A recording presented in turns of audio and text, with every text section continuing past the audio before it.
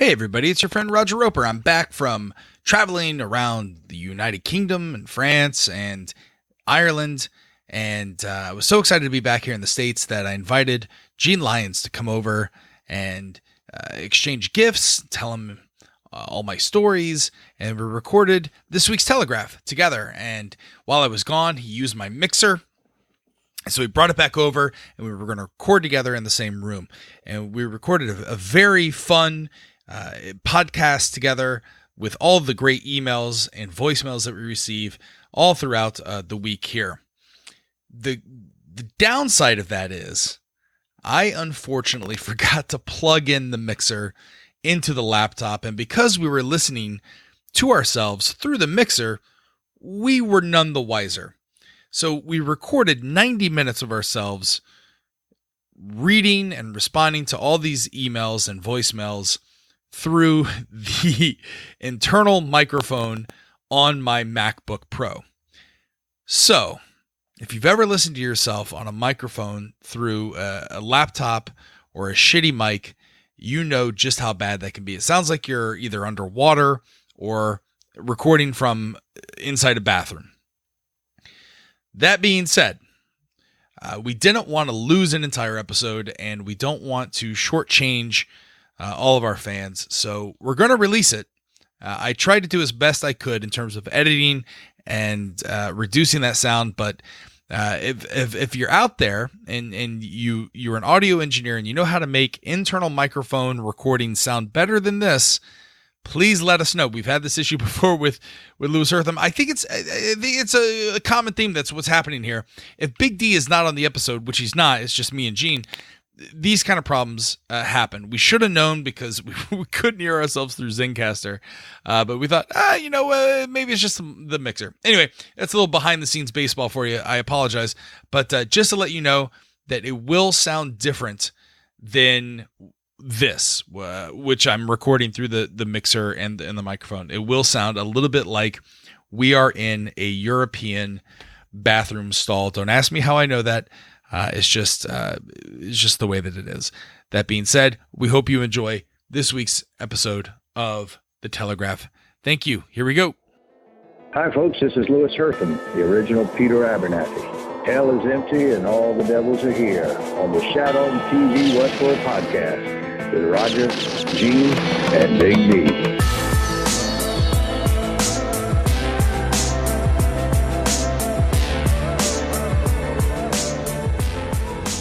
Welcome back to Shat on TV Westworld Edition, the unofficial podcast companion piece for the hit HBO television series, Westworld. I'm one of your hosts, Roger Roper, and alongside me is my singular co-host, Gene Akecheta Lyons. Take my heart when you go. And this is our fan email episode, where we look back on this week's episode of Westworld and provide our feedback on the top listener emails for the week. This week's episode was entitled Kiksuya. You spent an hour listening to our ideas on Tuesday's deep dive. Now it's our turn to hear from you. Gene, I'm back from Europe, and I'm ready to butcher Akecheta's name in the same manner I butchered the names of the French restaurants I visited in Lyon. It's felt like forever. I think you were gone for like 12 days, and it felt like forever because we kind of ride off of your energy. And so I was like, try my best to keep the buoyancy in this podcast. And I think the last episode we did, Big D and I did like 45 minutes. I was just like, so welcome back. You described it, I think, at one point as a dry toast. It's right. Yeah, it was very. But I did listen to the episodes.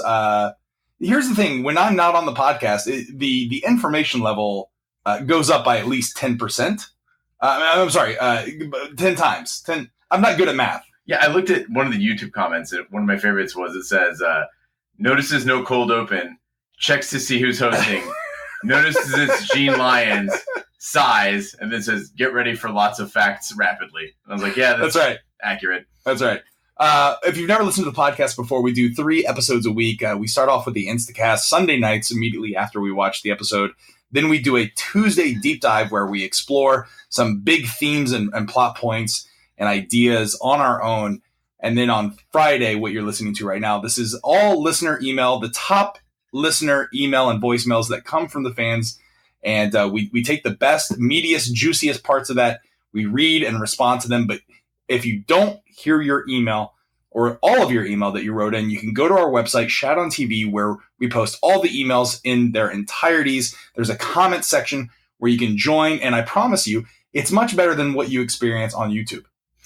I can tell on this particular episode, episode 8, Kiksuya, that when we first watched it, I think everyone's been watching this one repeatedly because when the first comments came out, they were very much like, this is very straightforward. Everyone gets it. Finally, an episode we all get. And then you start seeing a little bit of disagreement about what meant what. So lots to talk about here. And I'm excited to have the help of everyone out in the audience piecing this all together. Yeah, I want to give a special shout out to one of our listeners, Seb, who, by the way, our listeners are the best. Twitter, because I know some people don't like Twitter. If you think you hate it, go on YouTube and read the comment section. YouTube is filled with vile vermin, just bottom of the barrel people. But on Twitter, I posted and I shared some of the photos, and everyone was really excited and very helpful. We have a lot of European listeners and people who live across the pond, so to speak, and they were so helpful with their suggestions. So I want to thank everyone who responded or DM'd me. But one special one goes out to Seb, who actually created an account for me so that I could access Westworld while I was overseas. And in Lyon, we had really great internet in our Airbnb. I was able to watch the episodes over and over again, and they were just so great. So Seb, thank you so much for allowing me the ability to access your Plex and all that kind of stuff. And please don't turn it off because you got some really good stuff in there too. So anyway, all right. Well, that being said, what do we got in store for us tonight, Gene? So we're keeping this one pretty tight. There's lots of, like you said, lots of meat to these. So we do have more than a dozen emails. We have several voicemails and lots of actuallys on this one. So tons of corrections. Big D and I made some mistakes. The audience came in, stepped up, corrected it. So we can make sure that for the record, at least our last whack at episode 8 before we move on to episode 9, we get some facts straight, put everyone's souls at ease. So I'm excited to get to these. Yeah, Big D is working at home on a project, so he couldn't join us tonight. And Carrie Gross is still out of town traveling. I think she's in Mexico. But also, you vile vermin, bottom of the barrel YouTube people have scared her away. She feels very, like, I never known Carrie to be insecure about herself. She seems a very confident young woman. But she really let some of the YouTube comments get to her. And we said, no, don't worry about that. Those are trash people. I don't even know if there's so much fear of them. It's just like, I don't want to put up with this shit anymore. Whereas for me, I'm like, I absolutely adore that. There are people who will, in the same thread, blast us and then also defend us against other people. It's like a family member or like that girlfriend that you kind of like rag on. Yeah, I can make fun of them. I can call them shit and shit people. You can't. That's our fans. Anyway, why don't we turn on the telegraph and get this started?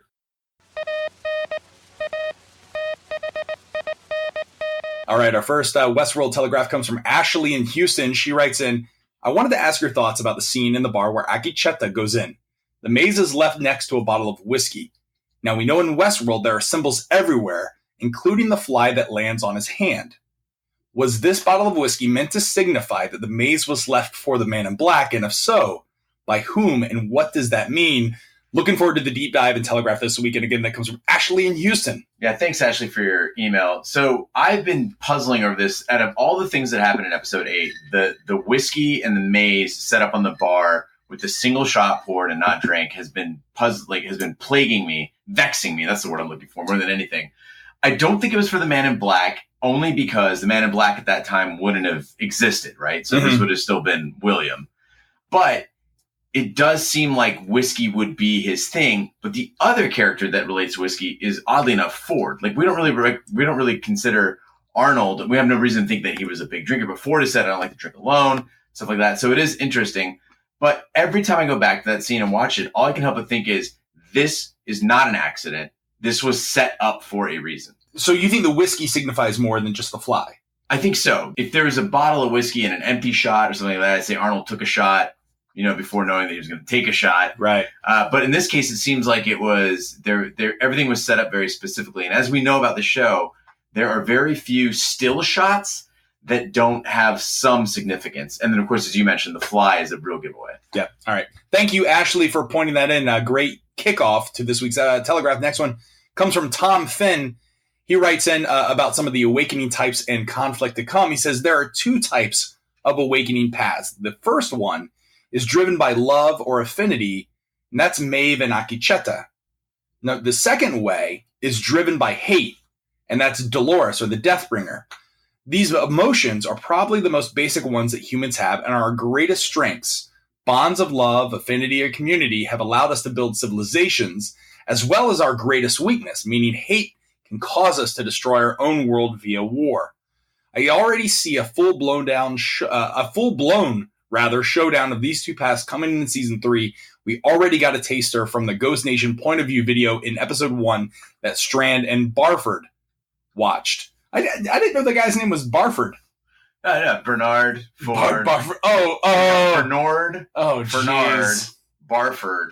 Yeah, everyone's a comic. Geez. All right. Well, that telegraph comes from Tom. What do you think of the two types of awakening paths? So it's interesting because I agree that there seem to be different ways to get there. And what we've been told for certain is that suffering is key. Right. But it's interesting because what comes out of suffering? Usually either hate or an entrenched love or an enhanced love. And so I think that those are huge human motivators.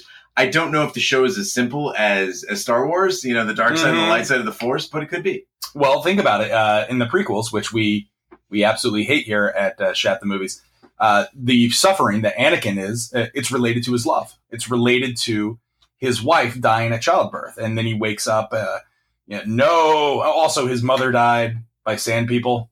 True. That's a political statement. But as the show's resident sand person, I think it's okay. But but it is an interesting point there too, is that are these sides opposed? And if so, interestingly enough, where does the Man in Black fall in all this? If he is to be considered a major character, is he a character of hate or is he a character of love? Is he on Dolores' side essentially or not? It is interesting, Tom, that you didn't include Ford in that mix. And if it's just Dolores on her own standing off against Maeve and Aki, I think that she's got a big fight out of her. Well, think about another Man in Black from the Star Wars universe who gets redeemed at the end of Return of the Jedi. Jar Jar didn't wear black. Look at that. Also, Tom Sawyer, Huck Finn together makes Tom Finn, who just wrote in this telegraph. All right, we'll see you in Chicago this weekend, Tom. Thanks, Tom, for writing in to the podcast. Our next telegraph comes in from David. He writes in, "Hey guys, the problem that I have with the Charlotte is Charlie theory is that Charlotte did not know that Bernard was a host until she finds his other bodies in the closet. If Bernard was made to look and act like Arnold, her real father, Charlotte would have already been in on the game and known that he was a host. She would have had seen at least some pictures of him, if not lived with him, and would not mistake Bernard for a real person." This comes from Dave Wright in San Diego. Interesting thing about this email, Dave, I agree with you. It's something that we hadn't accounted for. We know that Charlotte, though, is not necessarily... there's got to be something else going on there, right, beneath the surface. So she could be acting surprised. Sure.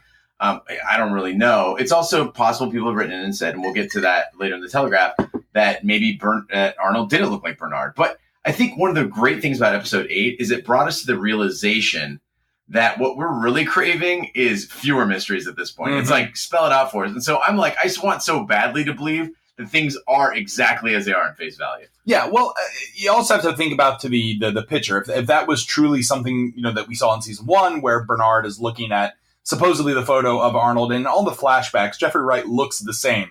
It's not like he's looking down and seeing white hands. So I agree with the David here, and I'm, as much as I would like the Charlotte is Charlie, I'm done with all the familial connections. I'm done with the Star Wars, even though I hated episode 9. Even though they got rid of the familial, they kind of threw them over the island with the puffins. I'm done with it here in Westworld. I don't need any more connections. I don't need Charlotte as Charlie and she's trying to save her father's legacy by coming in and doing all that. I think she's just someone who works for the company. And David, this is Occam's razor here. Am I using that correctly? This is the simplest answer. She's not, because of look at everything that we've been presented. Yeah, that is Occam's razor. One thing to point out, though, if you are a subscriber to the idea that Charlotte is Charlie, it's not exactly that Charlotte is Charlie in the sense that it is the same person, but rather people are saying that Bernard believes in Charlie, who is part of his backstory, a manufactured part of the backstory, that is a stand-in for Arnold's connection to his actual daughter, right? Which is Charlotte. So basically that Ford or somebody would have changed the facts and saying instead of daughter, it's son. and they had to have that person die so that Bernard doesn't go looking for them. The only way that Charlotte is Charlie could work is if Charlotte wasn't born yet. He got his wife pregnant with Charlotte, was at work when all this was going on, died before Charlotte was born, and then Charlotte finds out about it. But still, even if Delos wiped all the photos of Arnold, she's got to grow up with pictures from the wife saying, this is your father. He died doing what he loved. They'd also have to move the show from Sunday nights on HBO to like weekdays on NBC. That's right. That's right. Which, by the way, the World Cup is going on right now. And do you know that as early as 1998, people were pissed that the World Cup interrupted General Hospital?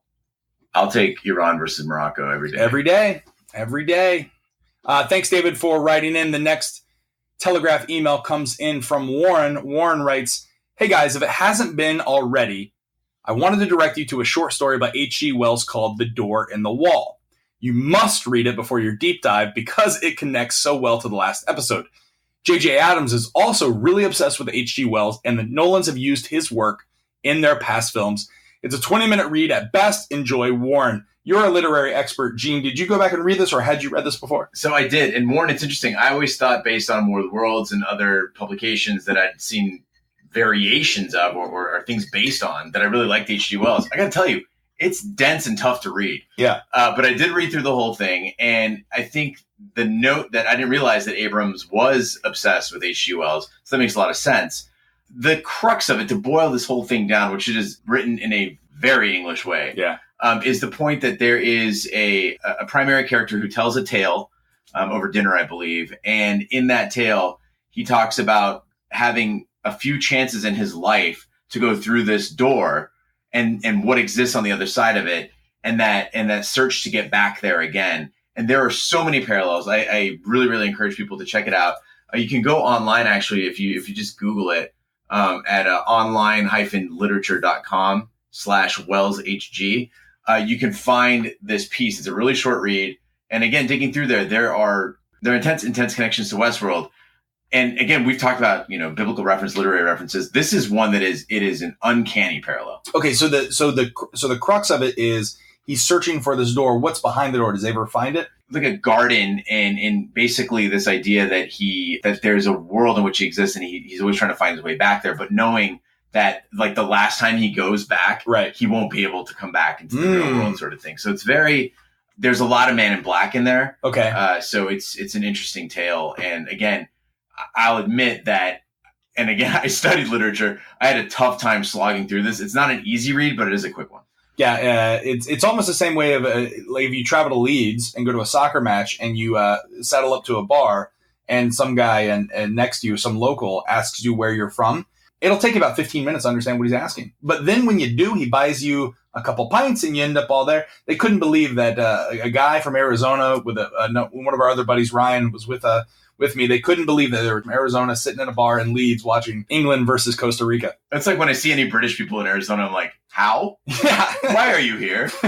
Big plane. Does this lead any credence, though, to the Man in Black looking for the door? The door, from what we know of this episode with Akecheta, is the door what he was looking at? That big server farm? It's interesting because we've seen in Westworld before that there's always the possibility that something has a metaphysical and a physical manifestation, right? The maze is a prime example, right? So in this case, it remains to be seen. Big D and I watched that scene over and over again. It seems like it could be a mirage, or it could be an actual thing, or it could be the suggestion of the mirage reveals it. But there is no way you hide something that big unless you have the whole host concept of like, doesn't look like anything to me. Aha. All right. Well, thanks, Warren, for writing in. And our next email telegraph comes in from, is it Alien? Alien. All right. Alien writes in, why isn't anyone talking about Maeve? If she's controlling the other hosts like that, cut her damn head off and throw it to a Faraday cage. What's a Faraday cage? So Faraday was the scientist that they based Faraday off on Lost off of. Oh, Faraday cage is like I believe, I might be wrong on this, but in physics, it's like an isolation cage. All right. Anyway, pretty simple solution to a huge problem. I feel as though the show has some problems like this throughout. Someone should be asking the writer some very basic questions, with most of them in the form of, why doesn't X do Y? It would just go a long way. Some of them are basic statements like, why don't they just detonate the explosives in their backs to stop the host rising? And if they can't do that, use dogs to sniff out the explosives and track them down. Like, why don't they use drones? Like, use EMP weapons to shut the host down. You don't need to shoot them and kill them. Like, why don't they just use the simple metal detectors and pass a wand over their head? That beep sound would be a sure dead giveaway as to who's a host and who's a human, etc. Now, I love the show. It's amazing, but it could be even better by having a few IT people on staff or former military types to help with some plot holes. They could even be worked out in a few hours, and it would make it even better. The word of the day is verisimilitude? Verisimilitude. Verisimilitude. Akecheta. Yeah. All right, let's look this up. Let's look up. I feel like, all right, so if we break this, veris. That's truth. Uh-huh. Similitude is like similarity or? Similar, yeah. Okay, it means the appearance of being true or real. Yeah, similar. Yeah, veris. Yeah. Okay, I'm glad we got there.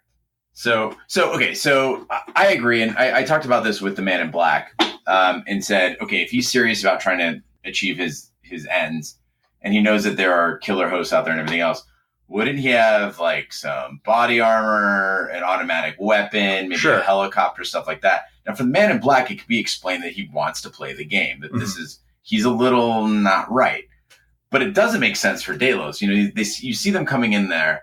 And the QA team is almost comical at this point. They're like Keystone Cops.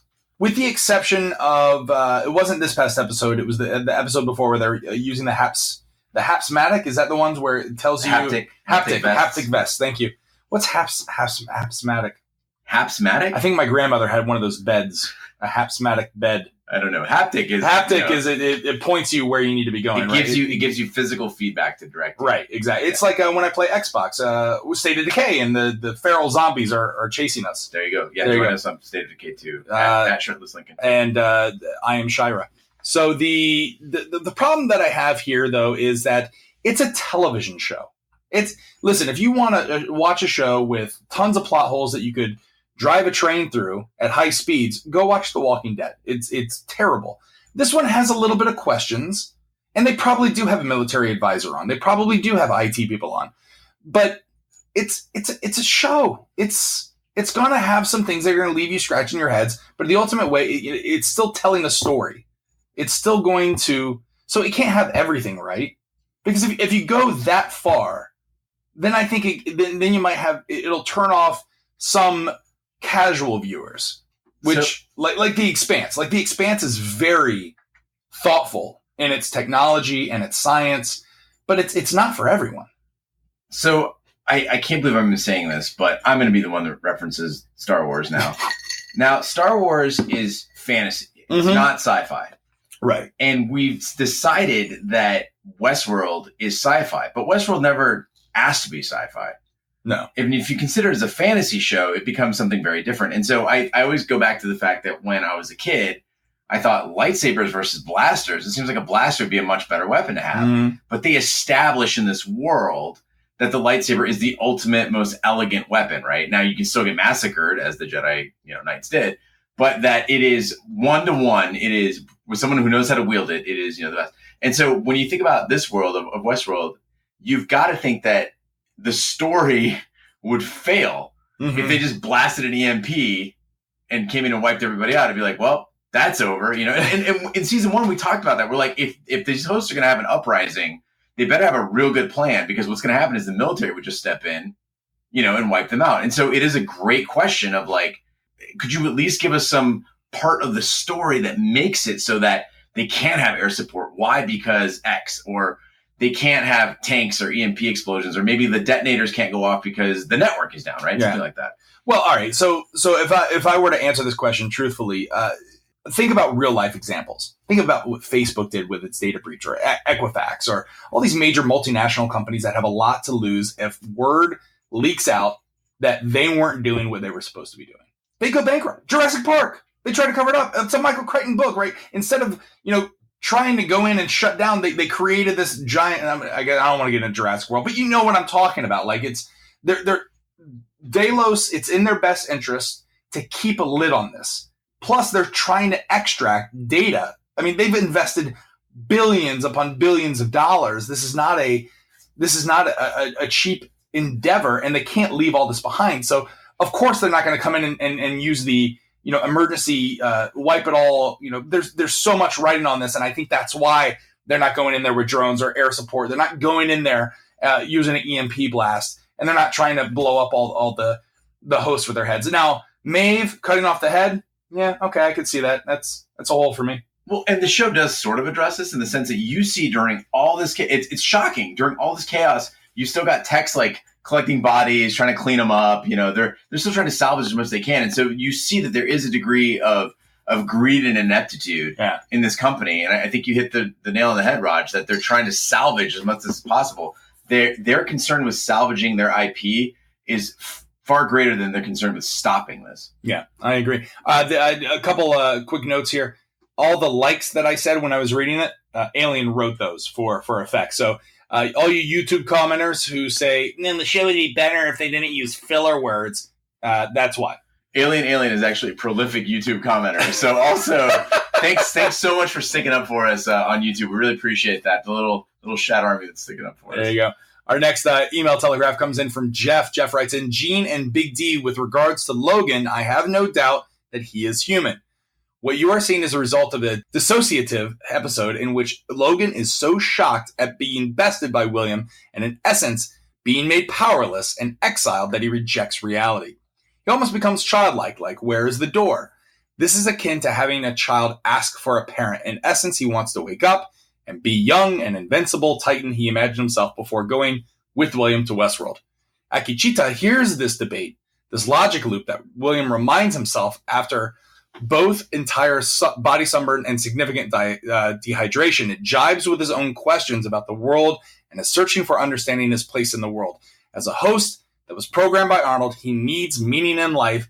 Having found the Arnold's Child's Maze toy, he now questions everything. That's just my 2 cents. Jeff. Right. And we addressed this a bit on the deep dive, the idea that Big D and I are both kind of baffled by Logan's behavior, but we were told by several sources that this is consistent with dehydration, with exposure to the sun, and also with essentially your entire paradigm being shifted and your world being thrown, upside down. And again, you have to imagine yourself. We're talking about verisimilitude. The idea that if you were in this place where you were the son of one of the most powerful industrial titans in the world, you were a playboy, you go into this world where you've always been catered to, you can do whatever the hell you want, you always had a great time. And this pipsqueak, this shithead that's going to marry your sister, flips the game on you and leaves you out naked in the middle of the desert, dehydrated, bound and naked. It might fuck with your head a little bit. It's interesting that we focus so much on the Logan. One thing that I was thinking to myself as I was listening to the deep dive in the Instacast and right after I watched the episode is, could Akecheta's awakening could be a result of him recognizing Logan from his first interaction, which was the big demo that he gave, years before. So could that be part of, not him muttering the word the door, but actually visually recognizing him? Because that also plays into things of when he recognizes other people that are ghosts of, his former love and his best friend. You got to remember, hosts don't have like a scanner on them to tell somebody's human. Uh-huh. And he says to Logan, he says, your kind will come for you. That's right. And so he clearly recognizes that he's a human. In addition, people have asked how Aki moved his way through the underground at Westworld. Big D and I thought, well, Ford cleared the path from whatever, but it is reasonable once again to think that if he has the capability to remember and remembers far enough back, he's probably walked those halls. He's probably been down there as part of the Argos initiative or something like that. And so if he remembers that, then he pretty much knows the history of the park beyond most people who work there. Yeah. Great email. Thanks for writing in. Jeff, our next Westworld Telegraph comes in from Dan Campbell. It's entitled, Logan is so hot. It's hot. Ciao. He says he's suffering from extreme sunburn, heat stroke, and severe dehydration. He's babbling from the effects of the sun. He's not on drugs. He's not in a religious frenzy. And he's not a host or a hybrid that's awakening. And he's not crushed because his daddy likes Williams best. It's apparent to me both people and horse can go anywhere from 2 days to a week without water before severe health consequences and death. The dead horse, of course, is not natural. And that creates an unknown as to how a waterless host horse can last. But Logan's mental state is due to exposure, and he knows that this is the wrong world because he is not the center of everything and he's not in control of everything. Billy is now William. Logan went from an alpha to an omega male overnight, and he's a physical and mental mess, not the object of everyone's desires. Of course, this isn't the right world for him, and eventually he becomes to believe the real world is not the right world for him either, and William helped with the discovery by taking his place in the company and the family. So William does play a part in Logan's suicide too. His plight also illustrates how William's sociopathic behavior easily morphed to include real-life humans. At this early stage, William demonstrates that cruelty, torture, and even murder, sickening, slow, and painful, is part of his personality. So this is an interesting one, too, because we still have not seen Logan's death. We've only been told that, by William to James Delos that happened. So it's possible that he OD'd and didn't die. It's possible that he never OD'd at all. But what we do know is that Logan was one of the first effects of William's true self coming out in the park, right? So he started hacking hosts to bits. He was abusive toward Dolores. And the first human we see him mess with and dethrone is Logan. So a really key part of this telegraph is the notion that we're told in certain episodes that the Man in Black is an okay guy outside of the park. Mm-hmm. Clearly, he is perfectly capable of hurting human as well as host. And Logan is sort of the first casualty of this. I don't think it was William. I don't think William's intention was ever to hurt Logan. I think he wanted to humiliate him. I don't think that he wanted to hurt him. I don't think that he ever expected that Logan would last this long. I think he figured there's some sort of fail-safe with this horse. It's going to lead him to somewhere. There's got to be some sort of safety protocol that's going to pick him up soon. Yeah, also with regards to the horse, we keep saying this sort of stuff that a host could drink, or a host doesn't need to breathe, so they could swim and not drown. A host horse wouldn't need water to operate. You have to remember that they're trying to make these things as lifelike as possible. Yeah. So a host doesn't know that it won't drown. It will behave as if it is drowning and actually shut down and drown. Okay, so what you're saying, like in video games, if I ride a horse for too long and I don't let it, if I lead it to water but I don't let it drink, then it'll eventually die because it's programmed in the video game that you have to feed or water your horse. Yeah, if you're a paying customer, you're paying $40,000 a day at Westworld, sure, and you ride you're just one weird guy, and you're like, I'm going to ride this horse till it dies. Yeah, and it doesn't die. You're like, this doesn't feel real to me. That's right. This horse is not real. I demand reality. Right. Yeah, otherwise, they'd all be riding those Segways with stupid helmets. What is with everyone riding what is the scooter to bars thing? Listen, we've almost reached the singularity. When I told Megan, I'm ready to sell my car and just have scooters now, because I think that is the mode of transportation of the future. People thought it was two wheels standing upright with a gyroscope. Nope. It's your old school scooters that you rode around when you were 8, but now they have electric motors in them. I like it. Thanks for writing in, Dan C. Our next Westworld Telegraph comes in from Ken L. It's entitled Mistake. He writes, Shat Nation. I had a thought that helped ease my frustrations with certain parts of the season, and I hope I can do the same for you and the other listeners. In Season 1, Ford tells Bernard, evolution forged the entirety of sentient life on this planet using only one tool, the mistake. Now he's quoting Arnold, and we see this quote come up a few times throughout the show.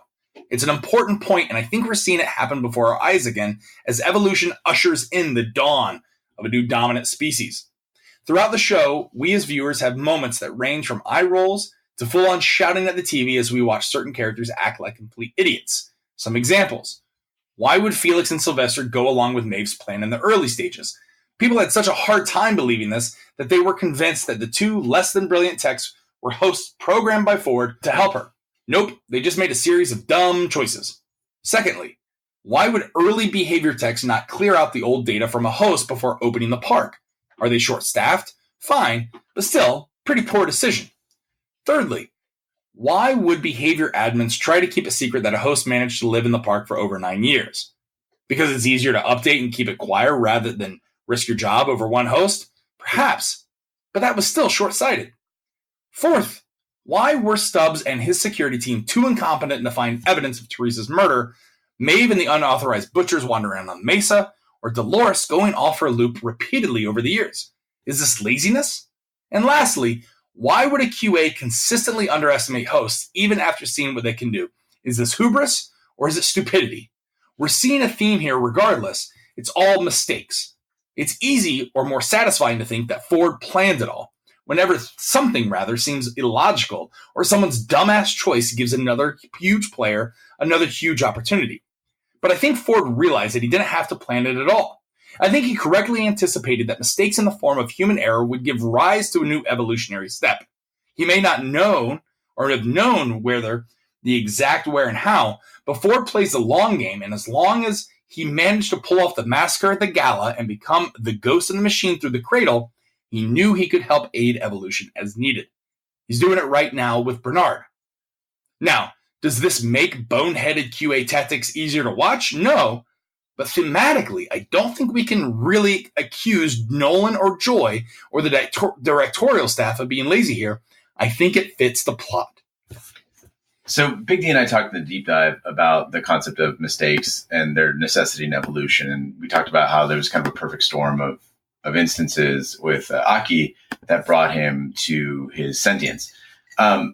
This is a really great telegraph, Ken, because it points out that humans at some point, if not already, have technology and capabilities, tools at their disposal that are more perfect than their own decisions. And I think that Westworld is a great example of that, where if we can make a host that can live longer than we can, that can think more intelligently than we can, that can move faster than we can, that can do all the things that we can't do, and we create a cradle that can do simulations, all these things have a practical purpose in this park. But the odd part about it is that the people being tasked with controlling it are not necessarily the most responsible. I mean, I think about it in my own office, right? Yeah. There are people who have jobs that they are ill-suited for, if not completely incapable of doing it. I think it's just humans are not that good at anything. There was a book that I read when I went to college, and it was all about, I don't remember the name of the title. I was just trying to do a quick Google search, and I couldn't find it. It's written, I think, from fiction, but it tells the story of how everything in our life is meant to be, because it leads us to where we're supposed to go. Whether it's good, whether it's bad, whether it's a mistake, or whether we planned it all out, all our sets of experiences lead us to where we are, where we're supposed to go. And I remember getting drunk one night and sitting in a hot tub and trying to tell this to a lady, to a girl. She was in college. Girls, right? Woman. And her eyes glazed over, and she left the hot tub. But the reality is that was meant to happen. Yeah, I mean, look, I don't have a fatalistic viewpoint of things. I don't accept it because as an answer.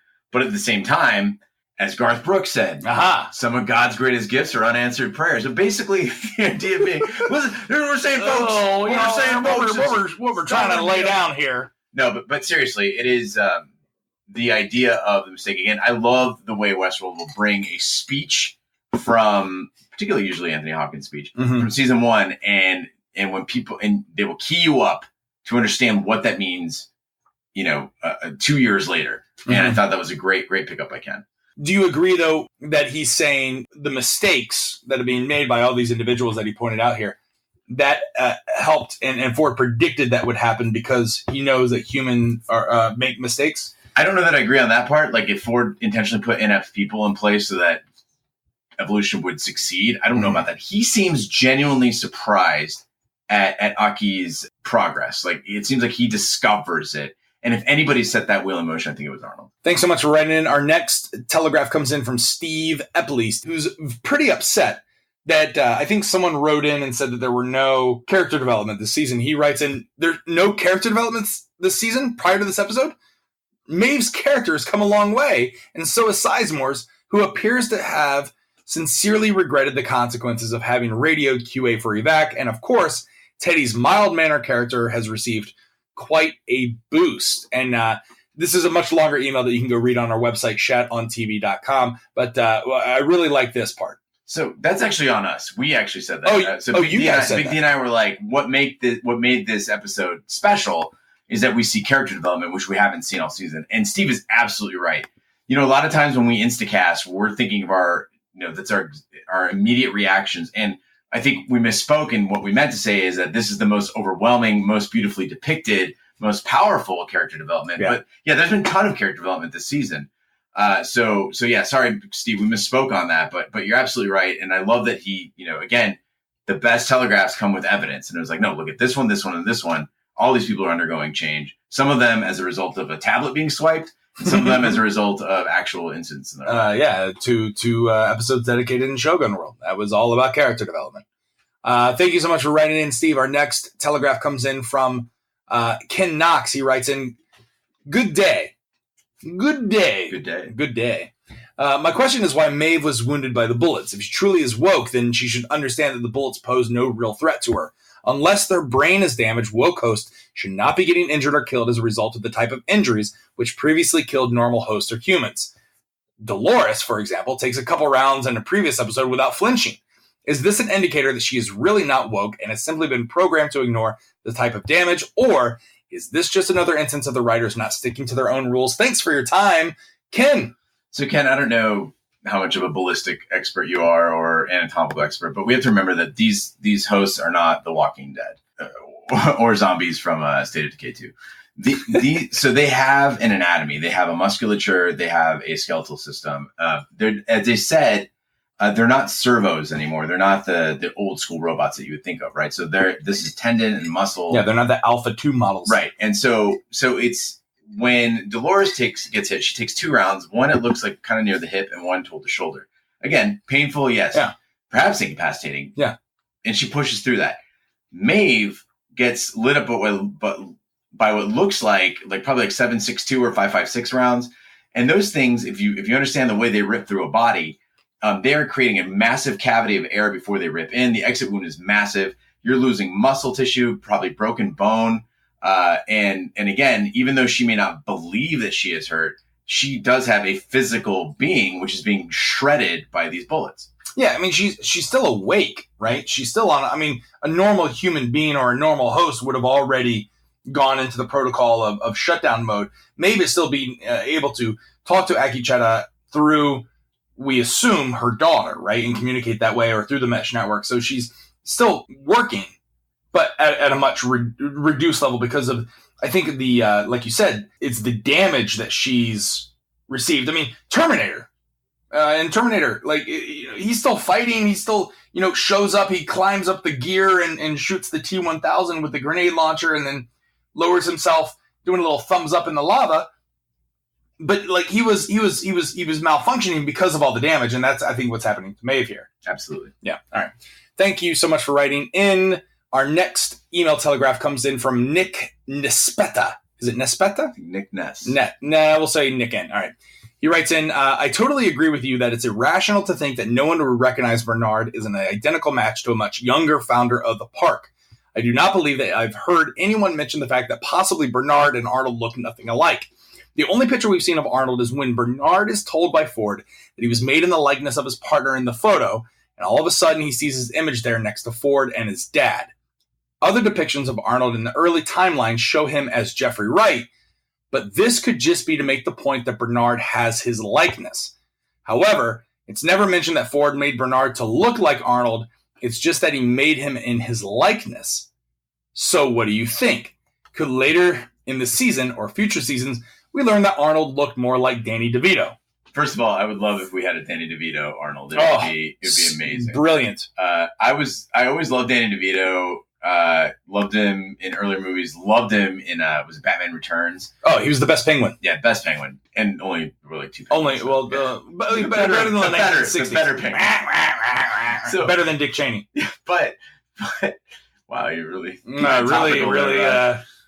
but can't wait to read the YouTube comments on that. All the Dick Cheney supporters coming out. Yeah, SJW. But the fact is that I think that the entire fan base would probably vomit all over their TV screens if they were to say, no, Arnold never looked like this at all. Likeness, we can stretch that word and make it a little mushy if you want, but if they say he made him in his likeness, he probably looks like him. And again, we keep going back to the fact that, and look, I'm one of the biggest proponents of the Arnold was AI idea, but the fact of the matter is, if we're going by, if we kick all the crazy ideas out to the curb, the show went through great pains to show us the same scene from multiple narrators, multiple witnesses, seeing a man who looks like Jeffrey Wright being shot in the back of the head and dying in the street. So chances are that happened. Yeah. Do you think Dick Cheney listens to the podcast? Like, I just imagine there's a cut scene of Dick Cheney listening to the podcast and him getting like very like sad about it, like very upset that we called him the Penguin. I think if Dick Cheney does listen to podcasts, he only listens to Terry Gross. Thanks so much for writing in, Nick. Our next email telegraph comes in from Mira. Mira writes in, if some tech in the past discovered the scout maze and did not become alarmed, then they would inform a superior in behavior. Ford would be notified of this unusual discovery. He might ignore this report once or twice, but Ford is a curious man.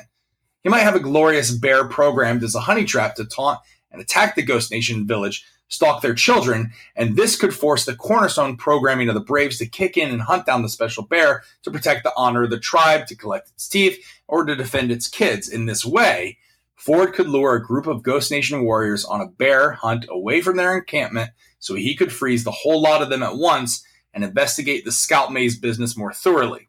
I think this is a natural explanation for the bizarre theatrical scene that Akecheta finds and Ford's apparent surprise at being disturbed. Does this make sense to you guys, or am I stretching the evidence too far? So Big D and I were talking about, we love this idea that he's like, okay, how am I going to get all the Braves away from their families in the middle of the night to look inside their scalps? Yeah. I know. Get this bear. It terrorizes the village. Yeah. And then at night, they all go looking for the bear because, best time to hunt a bear is at night, middle of the night. Yeah. And then I'll freeze them there a few steps away from camp. And that's the best way. Look, we were trying to figure out how this scene happens, and that's one way, Mira. I keep forgetting that Native Americans lived with bears. They're still around, Raj. No, I mean, I get it. But like, I always imagine like whenever I think of Native Americans living, in the plains, I always imagine them hunting bison, never bears. I'm glad. I thought you were going to go like the Museum of Natural History in New York and be like, go like a dinosaur, like a mammoth. That was my first thought, but then I was like, let me bring in a Kevin Costner reference. No, I mean, bears play a very large part in Native American lore. Mm-hmm. They are one of the most amazing and majestic creatures on the continent. I love this. I love this idea, but it does come back to the question of, did Ford actually go out into the field and do this, or is this something that Akecheta saw? Now, two indicators that I would have that say that maybe Aki didn't actually experience this is that they call Ford the one who puts us to sleep, essentially. Yeah. And you see several times during the series that Ford awakens people to have kind of a talk with them. So it seems like that's kind of his MO. Also, if you've seen Anthony Hopkins move, his locomotion, it would take him forever to get out there. Now, I know there's an elevator every 30 feet in Westworld, but it seems like this might not be the most practical thing. Although, I don't know about you, but to me, I think it's it was just a really cool scene. I just liked it. I really love the scene as well. My question would be, Dr. Ford ain't bringing those lights himself, those floodlights. So where are all the techs that have to break that shit down? I just want to be the company that has the buggy contract for That's Westworld. right. Like, those guys are making bank. Yeah, exactly. Well, thanks, Mira, for writing in. Our next telegraph comes in from John G. John G writes in, the maze is not just a symbol or some child's toy. It is not some stupid random accident. It is a consciousness bootstrap program invented by Arnold that is triggered by that symbol. The symbol is meant to fascinate the host with this program inside them and begin unlocking things. It wasn't just a symbol for the program Arnold built. It's like a QR code, rather, that starts a program. And I believe that's why in season 1, Sylvester shows Maeve that the code that first allowed her to wake her up is logged under Arnold's name.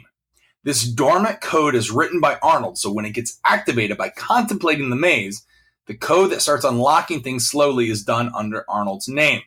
The first step is to wake yourself up, which Akecheta does when the Ford is first opened, and he's being rewritten as a Ghost Nation warrior. He's aware enough to retell the dialogue of his people around him in the lab, what they said and did to him, and understands that he was still the same after, but now he breathed fire. Because they didn't totally rebuild him, and they redo all new dialogue trees or totally reformat a totally new heuristic base, Akecheta still retained all his old memories, and the maze had unlocked him enough of him, later that he could begin to access them. And this comes from John G. So I love this idea, John. One of the things that we, again, in the deep dive we dug into was how all this came about. Big D and I, our big idea at the time was perfect storm. Certain situations happened. Evolution came as a result of mistakes. And that is one way to look at it. Another way to look at it is that Arnold is, and again, this could be another point of Westworld. Is it happenstance that we are what we are, or is there some sort of intelligent creator out there, you know? And in this case, it could be that Arnold's death was not to shut down the park. Mm. Arnold's death was to trigger a subversive evolution among the hosts. And so think of it this way. The first time we see Aki, we don't know how long the tribe has actually been there. Right. A host, I mean, he didn't grow up there as a baby, right? So Little baby Aki? Little baby Aki. He was, as far as he knows, his people have always been there. They live a very pastoral life. That could have never happened. Mhm. His first memory could be discovering the Massacre at Escalante. It could be, very simply, that Arnold was like, okay, I've got this group of people, this group of hosts. They're going to be the ones that make things happen. I'm going to plant this maze here, you know, to trigger things off. I'm going to get killed. Now it puts my argument kind of out of the question. And Ford is just running the park as he sees fit.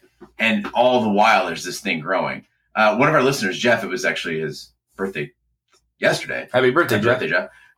He messaged me on Twitter and said, "Oh God, tell me it's not a QR code." And I was like, "No way." And the more I think about it, I go, "Oh man, that's very possible." They show it to Maeve, they put it under their scalps, they start putting it all over the park. It's in Kissy's scalp, and it's just meant to trigger something in the host, not the complete transformation, but just get the ball rolling. All right, so what then? How does that relate to these violent delights have violent ends? So again, that I don't know the short answer, but I think that these violent delights have violent ends could be, in essence, a verbalization of it, or it could be that Ford discovers the maze, understands what it's doing, and has a variation on it. But I'm not sure. Maybe it's the anglicized version. Well, all right, come with me on this though. All right. What if John is right here? What if the maze is truly a QR code? We know the maze was planted there and it was a test by Arnold. What does Arnold say before he's shot in the head? Yeah, these violent delights have violent ends. So it could be, like you said, it could be a verbalization code that it's unlocked. I think I've said this before. I know off the podcast, and I may have said it on the podcast, I believe Ford's reveries were really just a reintroduction of the Arnold code. I truly believe that, because it's what unlocked Dolores. It's what unlocked Maeve to a certain degree, especially as was pointed out in one of the telegraphs, when the tech Sylvester or Felix says, "Oh, you're being directed by Arnold, by the code, the reveries that was unlocked by the verbalization of these violent delights of violence." Yeah, what's fascinating about this whole series, though, is that we go on to these new questions. What is Delos up to?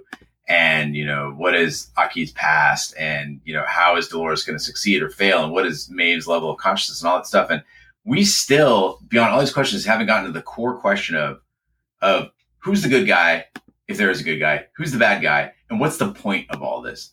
And I think the show has a point. It has a big point. It has a big statement it's going to make. And we're just sifting through it all. And I can't wait for the payoff.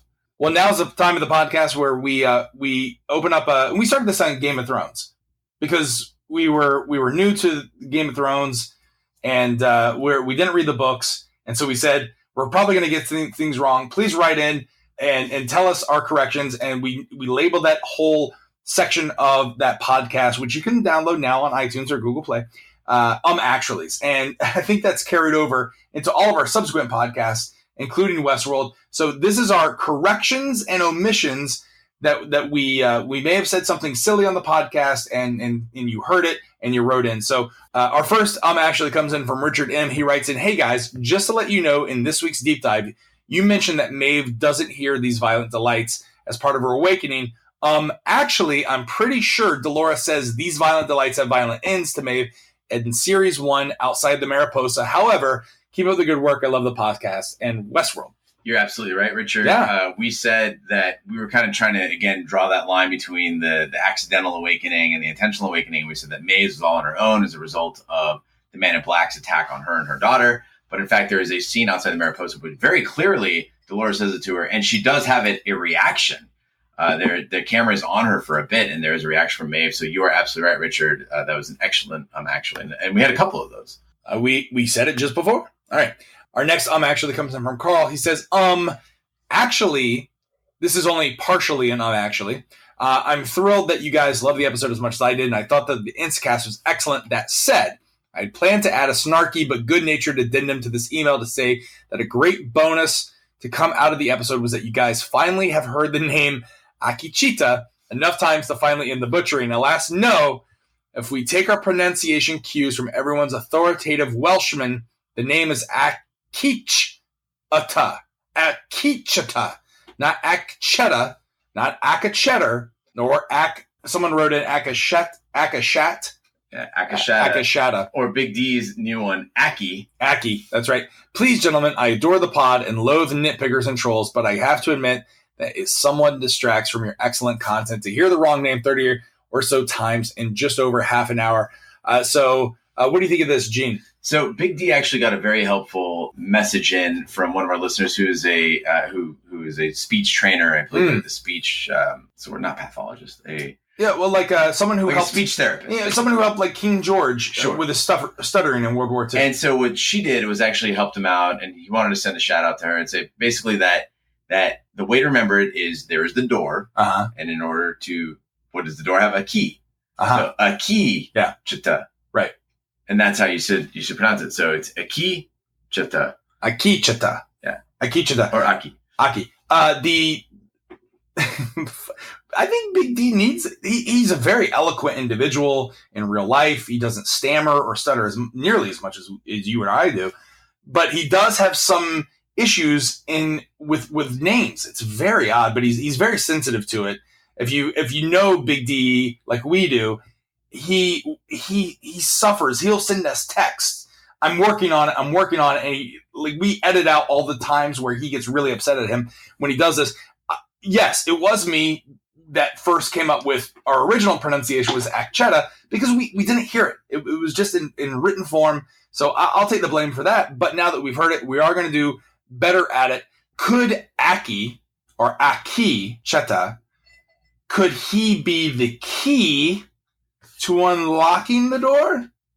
Well, that's how you're supposed to pronounce it. I mean, that's how you're supposed to remember it. If it is Aki, we've had so the door, but and that's why he's searching for it because Rick Moranis and Sigourney Weaver in Ghostbusters, like that she's the gatekeeper and he's the keymaster. Right. Well, the name does mean it's a Lakota name and it means a warrior. Oh, okay. Or a fighter. So I think that's probably all they were going for.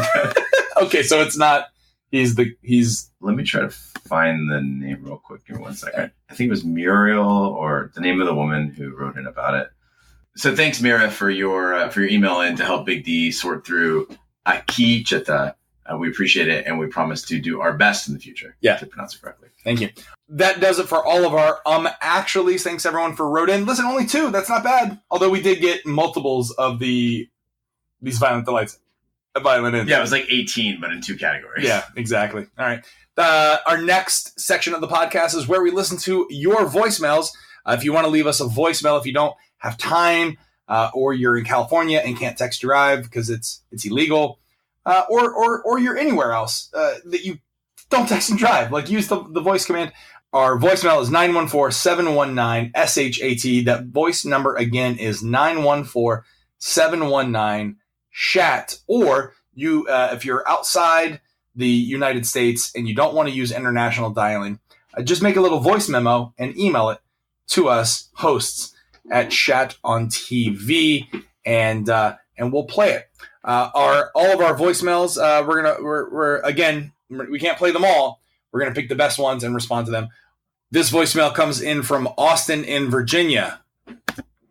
Hey guys, this is Austin in Virginia calling about Westworld. I was thinking after the preview to the next episode 9 of season 2, I don't like the idea of the Man in Black being a host, but I think it would be a really great twist if the what they showed us in previous episodes, The Riddle of the Sphinx, I guess, is the episode where William is talking to Delos over and over again, it's actually testing for the fidelity of personality in William as a host instead of in Delos. This would follow what Bernard said about the hosts being the constants, even if it's a human host, Delos, and the guests being the variables. So actually, while they're getting Delos to say the same thing over and over again, they're actually testing William's response over and over again to see if his personality can mature.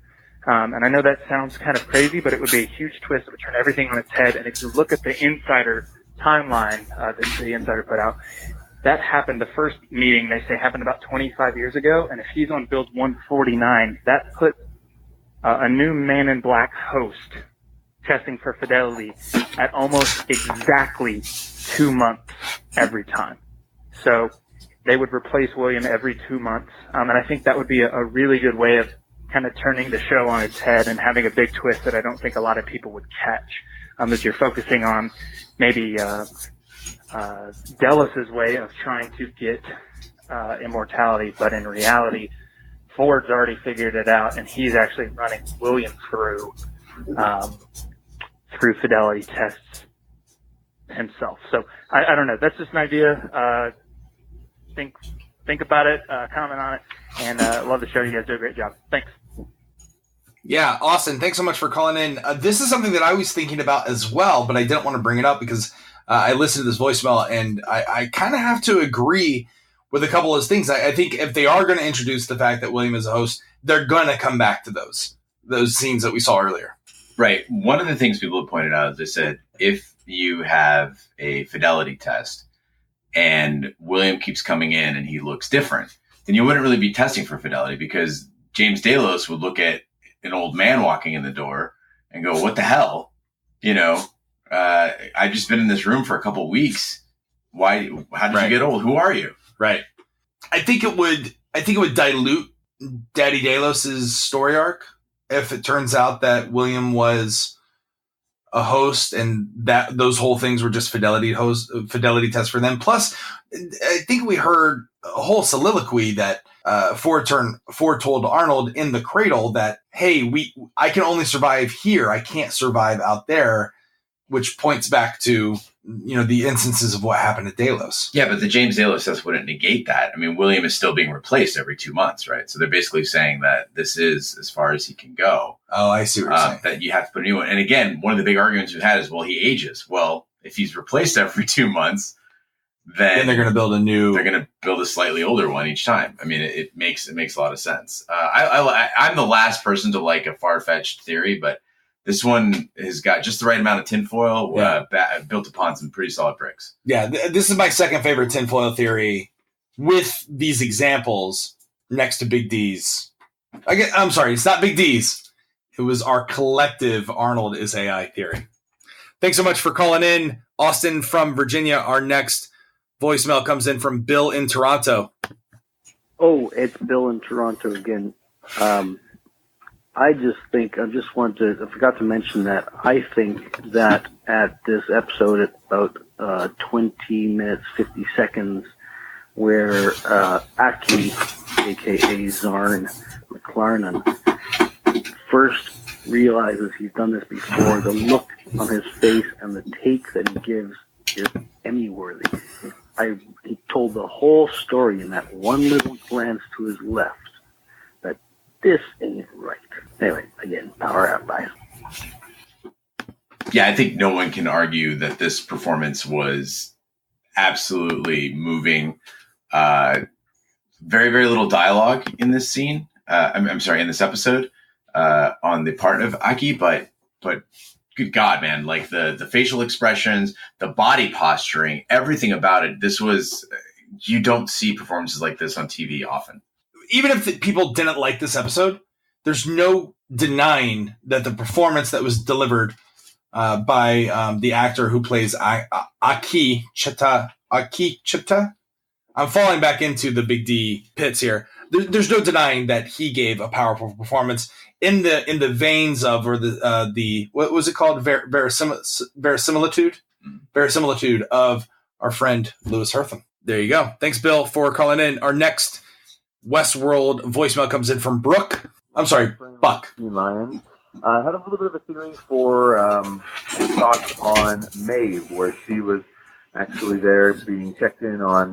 Not only could she communicate with everybody in the park, but what about everyone in cold storage? Technically, they were shut off, but she might have the ability to communicate with them, and could they be part of that crew that end up going into the reservoir?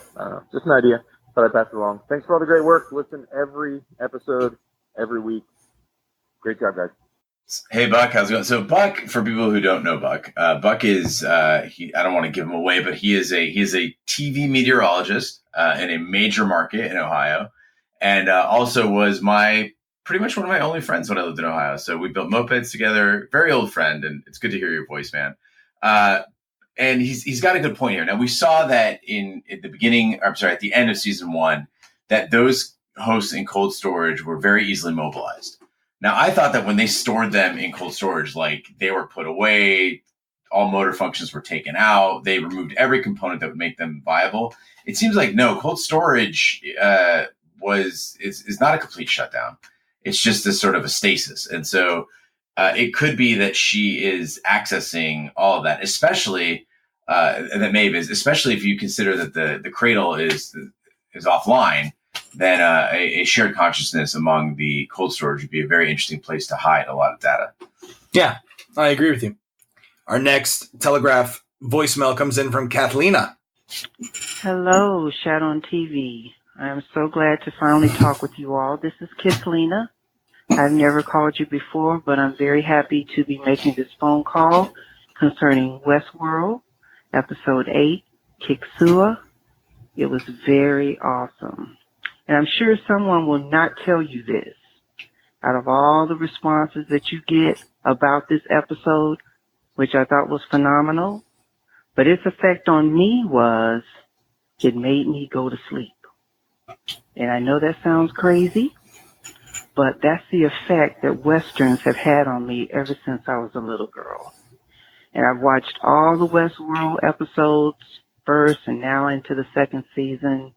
And I've always been riveted, and even though it was a Western-themed program, it never made me sleepy. But this episode made me sleep, and I knew it was the real deal. I don't know why. I think it has to do with the landscape. I think it has to do with Akecheta's speaking in the Lakota language and how calming it was. But I knew I was dealing with something real when I dozed off and woke back up, because that's what I always do. So I bet you nobody will top that, but I'm glad to talk to you all. I love your podcast, everything about it. So awesome. Keep up the good work. Love from Atlanta. Bye-bye. Can we get that voice on the podcast? Yeah. Good God, wow. What voice.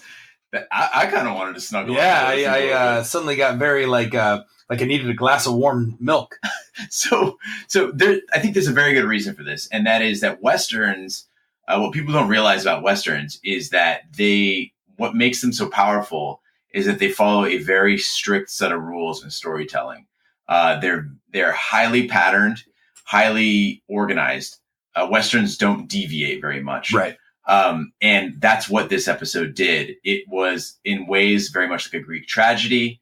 But the setup was there. It was a bedtime story that kind of follows along and is analogous to the idea of these awakenings and this dream state that Aki is going through. But this is a very beautiful interpretation of what actually happened there, which was that if you were going to tell a bedtime story, you wouldn't go, all right, so at the end, there's these bodies, but then go back to the beginning. This guy's over here. You don't know which one he is. Yeah. Who are they working for? No, it's like you tell a tale, a very mature, very methodical, very fleshed out tale, and they did a wonderful job of this. Yeah, I have to admit that when I was in Europe watching this from Seb's Plex account, I actually did fall asleep, not only at Kiksuya, but also at Le Cochet, because I think we had been out walking the streets of London for like 15 hours. And then like you get back to the Airbnb, you kick your feet up, you take a shower, you start watching Westworld, and within 5 minutes, I was passed out. And also reading makes me fall asleep. So reading is my Westerns. Like if I want to go to sleep, I can't just lay there in bed because I've voices in my head that talk to me. So I have to like read stuff. And with all the subtitles, it was like reading a book. So I had to watch this. I had to attempt to watch this like over the course of 3 days. So Westworld, interestingly enough, despite having a Super Bowl ad, doesn't really have much of a presence in the U.S. Like you don't see it like the way you see Game of Thrones, like on, billboards on the sides of buses. People aren't just talking about it everywhere like that. Does it have a following in Europe at all that you could tell? I should have asked more people. And everywhere I went, I would inevitably get a text message or a Twitter response that said, "You were just in Leeds? Like, I work in Leeds. You could have stopped in." And said, I was like, "Well, I'm already on a train to the airport." So I didn't see, but also I don't know, it doesn't seem, and I know they exist, but you know how in America there's like advertisements every fucking where, like everywhere, billboards, and they're nasty and they're gross and they're disgusting. You don't see a lot of that, especially in like places like Lyon, right? Like it's in London. There's definitely a lot of advertisements, but it's you know what they have in London? Everything's a parody of make something great again. That's kind of funny, actually. I like that. It's like on the London double-decker buses, make Mondays great again. And I think it's like for like or something like that. Like, I don't know. It's like they're just making so much fun of us. Yeah, I mean, they're so much more sophisticated and we're tacky. Like the way that we have advertisements all over all of our sports jerseys. Yeah. They would never do that. No, we put it on cars and jumpsuits. Fuck NASCAR. I like NASCAR. All right. Our next Telegraph voicemail comes in from Tom. I know it's too late for this week, but I just wanted to throw one thing out. This is Tom W. from North Carolina. Looking at something interesting. So if Teddy was an homage to William, young William, why couldn't the new Teddy be an homage to the Man in Black? I just think that there's some interesting similarities there. Dolores says it's going to be her and Teddy. That's what she sees in the future. What if it actually does end up being her and William, or a host version of William, some kind of play on that, and that she's literally creating the Man in Black with Teddy, converting him just as she converted William unknowingly from happy-go-lucky William to Man in Black, from Teddy to T-1000 Teddy. Just a thought. Hope you guys have a go and keep up the good work. Thanks, Tom. I actually really like this, Gene. I love. We talked about this a lot in season 1 of the podcast of how if they are making copies of people, it would make sense that they would create hosts in the likeness, and that's why Teddy would exist, even though Teddy, I guess, existed before William, right? But again, just putting our tinfoil theory, I think the storytellers are trying to at least showcase that. Even if it's not intentional, it's coming across to the audience, at least myself and Tom, that young Teddy, the hero of the story, that's William, and then she turns him into the Man in Black, just like she does to Billy.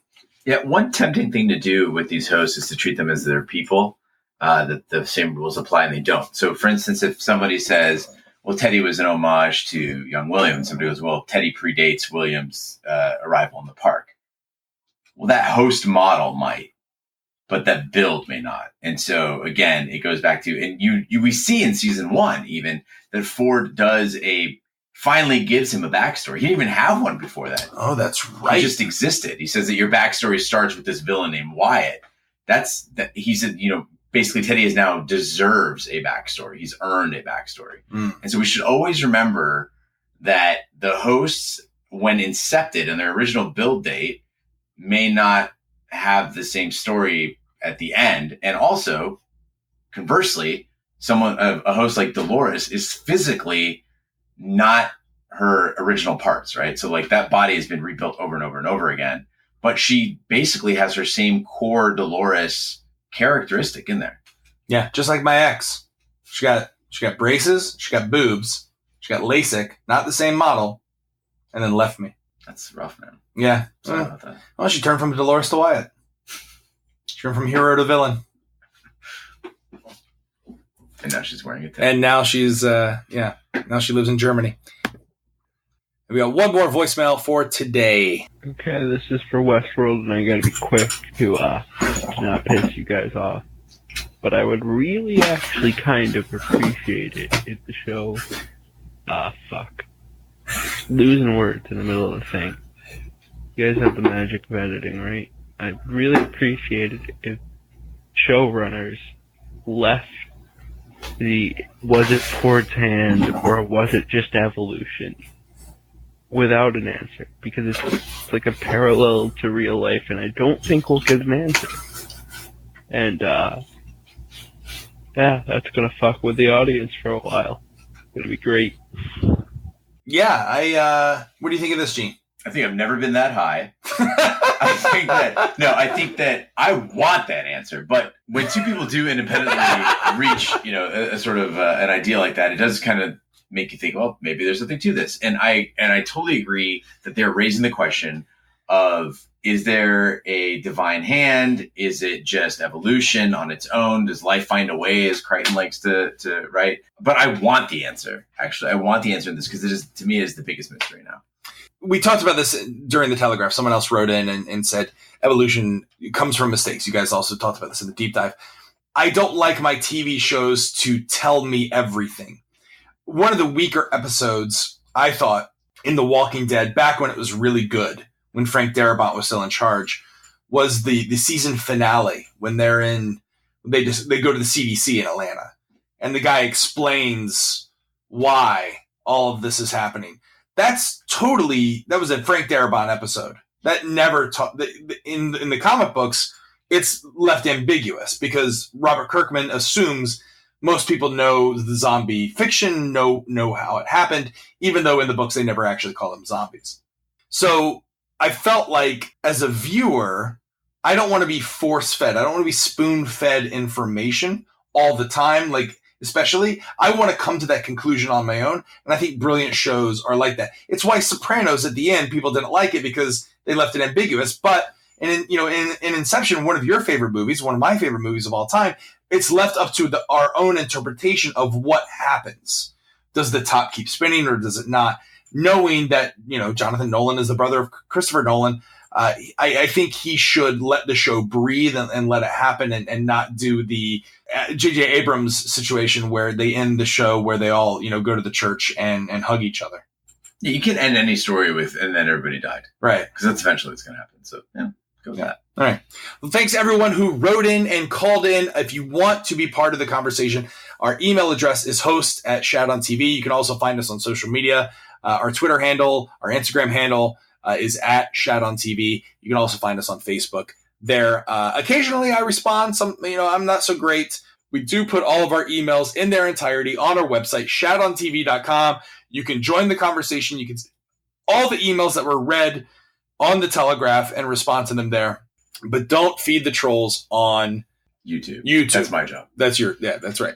All right. Now, as part of the podcast, Gene, where we give our thanks. What are we giving thanks for this evening? What do we lighten a Catholic candle in a basilica? And we're still just shocked that you guys keep giving as generously as you do. Again, the podcast costs us money. We've been paying out of pocket this whole time, and getting a little support on that means the world to us. So it helps us pay for the hosting on the web. It helps us pay for the audio processing on the files, equipment. Some of our mics have finally started. That's how you know you have a successful podcast. You've been doing it a long enough time. They say that I think it's the first 50 episodes you got to get past before you know you got something. We're well past that on every single one of our properties. But our mics are starting to fizzle out now, so that's a good sign. Yeah, so, I'm on my fourth mic. There you go. Yeah, but you also swing them around like a rock star. I like the visualization that it makes me feel. So just a couple of thanks out to people. We've got Mac Mueller, Jackie Frankovich, Graham Tyson, Jody from South Africa, Shawnee Smith, Dita Christensen, Madeline Valale, David Tannenholtz, and we got a special one from Mike L, who wrote in and said, I've been getting myself back on track with some things financially, but as one who is happy to pay for things I love, I'll happily contribute to the cause ASAP. Also, I don't know much about cryptocurrencies, but if you just set up a Venmo account, it's another easy option for people. And then he gave us a link to Venmo. So that's good. So you can use Venmo now to sign up. It's venmo.com/Shat podcast if you'd like to give via Venmo. Really easy to do. Yeah. Thank you so much, Mike, for doing that. And again, we don't like to put anything behind like a pay for pay wall or anything like that. Never. We like to have all of our podcasts up there. And if you want to donate to the podcast, and believe us, we're not asking for much here. Any bit helps. But if you want to do that, and you don't have to, but you can go to shatthemovies.com or shatontv.com. There's an affiliate link right there that goes to, I think, our PayPal, right? I think it goes to a PayPal. You just like click donate, and the Amazon affiliate link? No, we have an Amazon affiliate link that you can, if you make purchases on Amazon, and do. But like we also have a PayPal link where people can donate. That's what it is. Maybe we don't. I don't know. I don't know how all this works. We got a Venmo now. All right. Well, thanks everyone who sent in the dollars. We really thank you for that. But you can also, if you don't have any money and you just want to hear your name on the podcast, you can do a shout out, right? Well, thanks everyone who donated, and it just means so much for us, and it helps again alleviate some of the financial burden, and we do this 3 times a week, and it just means a lot. Yeah. Also, the money coming in now helps us when we're doing stuff like Taboo and American Gods that nobody wants to pay for, and also helps us with Shat the Movies, which, by the way, it might not be your thing, but or you may not have discovered that channel of us. But if you want to hear us loosen up a bit, especially me, I tend to get a little stodgy when it comes to Westworld. But shatthemovies.com, go subscribe to that podcast. We do 80s and 90s movies. We kick back. Things get really wacky there. It's totally loose. If you want to hear about us hiding our drugs, our porn preferences, girl problems, boy problems, a lot more Carrie Gross on there. That's the place to go. Yeah. Again, where you guys just went into the booth and recorded Big Trouble in Little China. Yeah, so that should be dropping pretty soon. Big Trouble in Little China with a special guest. That's right. Next after that, we've got, in honor of Teddy, we got Terminator 1 coming out. When are we going to do the Labyrinth episode? That will be after Terminator. Oh, God. When we've forgotten what the hell Labyrinth was even about. Are we gonna have to watch Labyrinth again? I can't do it. No. All right. Well, check it out, shatthemovies.com. You vote on the movies that we watch and review. All the stuff is over there at shatthemovies.com. That does it for this week's episode of Westworld Telegraph. Let's shut this down and get ready for the Instacast. Gene, you're traveling, so you're not going to be here this weekend. That's right. I'm going to Chicago. Chicago. That's right. I'm traveling to Chicago this weekend, so I will be out for the Instacast and the deep dive, but I'll be back for next week's Telegraph, well rested and chipper. Yeah, I'm going to be. I'll actually be traveling to Florida on Sunday, and I'm gonna meet Big D in his house, and we're gonna record together, similar to what we're doing right here. You're at Casa de Roper. And we're recording live in studio. This is nice. It's nice. We got our cocktails here. We got dogs napping at our feet. This is the life. You just gave me like 30 free T-shirts. That's great. That's right. I'm cleaning out my closet. I got some suits you need to look at. All right, that does it for this week's episode of Telegraph. Be sure to join us on Sunday for the Instacast and Tuesday for the deep dive. But again, if you didn't hear your letter on the podcast, remember all of them are posted online at Shat on TV, where we respond to all your emails, and guests also do that in the comment and interact. Be sure to follow us everywhere on social media. Share with a friend. That's really, truly how we help the podcast grow.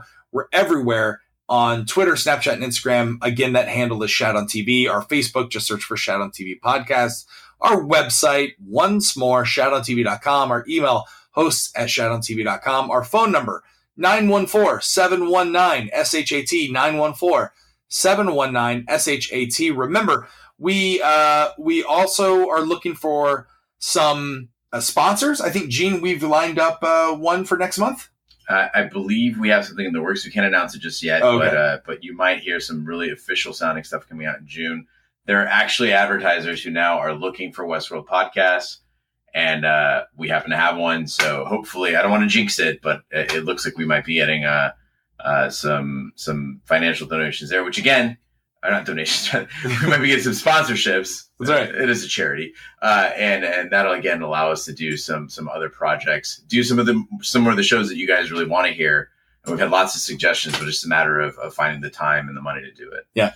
Our survey link to find great sponsors to assist us is survey.libsyn.com/Shat on TV. We're everywhere fine podcasts can be found, including iTunes, Google Play, Stitcher, Spotify, iHeartRadio, and YouTube. Be sure to subscribe to any of those, and if you stop by, please leave a 5-star review. That really helps the podcast.